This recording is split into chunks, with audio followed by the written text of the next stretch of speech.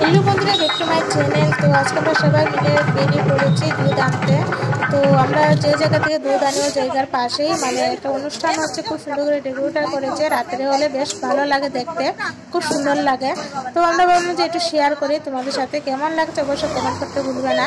তো যাই হোক বন্ধুরা, আমরা এই দিক থেকে একটু ঘুরে টুরে দুধ নিয়ে এবার আমরা চলে এসেছি। তো আসার পাশে তো একটা দেখতে পাচ্ছি রোডের সাইডেই একটা মন্দির আছে, তো মন্দিরে প্রোগ্রাম হচ্ছে।